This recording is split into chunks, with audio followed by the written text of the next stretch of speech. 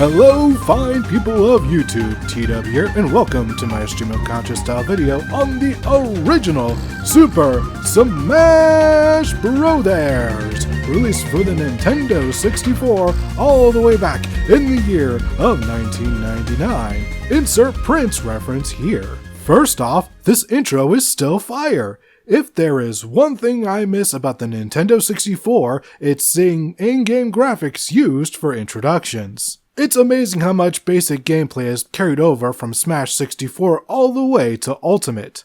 The biggest difference is that, aside from the characters having different special moves, they also have less.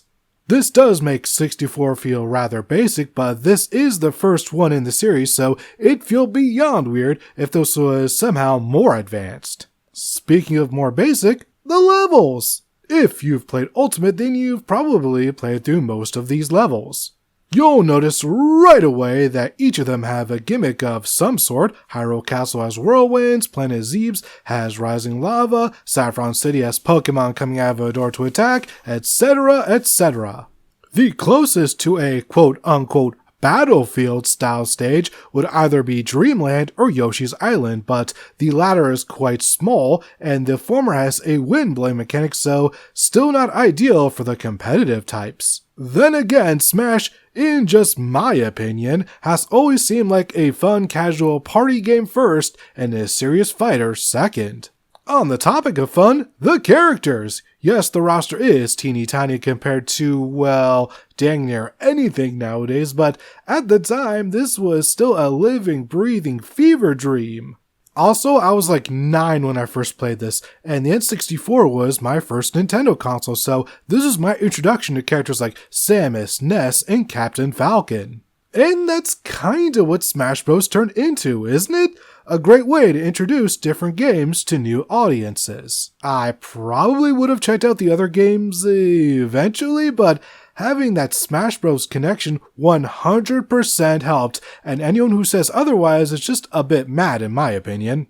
Now, for the main single-player mode. You choose a fighter and go on a gauntlet, facing off against almost every other character in the game with a few gimmicks thrown in to keep things fresh. My favorite of which being Giant Donkey Kong, which is made even better by regular-sized DK being one of my partners for this fight.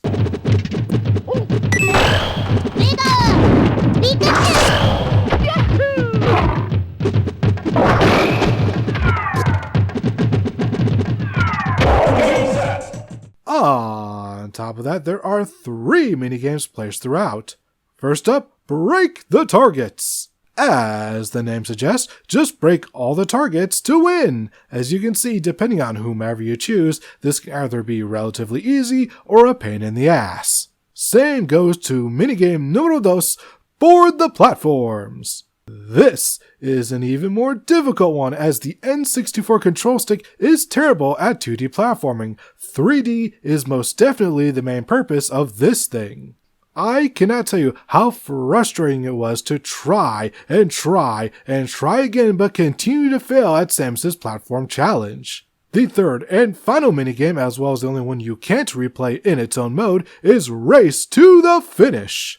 Just go from the top of the stage to the bottom within the time limit, and good God, are there a lot of obstacles in your way. Thankfully, one of the enemies knocked me right into the exit, so no complaints, I guess. At the end of this journey, we reach the final boss, Master Hand. Man, I do not remember this boss being as challenging as it turned out to be, but then again, I did usually play on lower difficulties, didn't I? Nevertheless, I persevered and was victorious, which means hoorays and huzzahs would be had all around. So, overall, Super Smash Bros. 64 is super dated and not really a game I could see modern fans going back to, but this was still one hell of a nostalgic trip for me personally.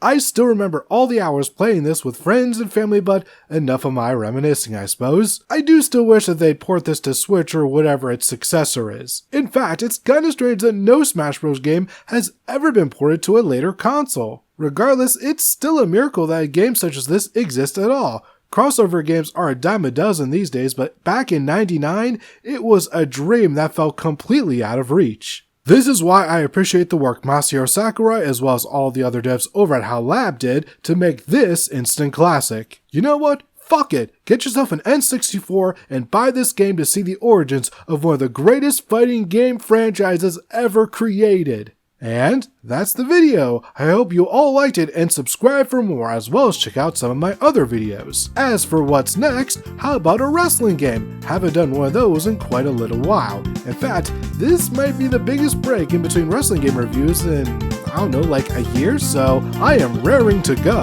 Thank you all for watching, and I hope you all have a perfect rest of your day.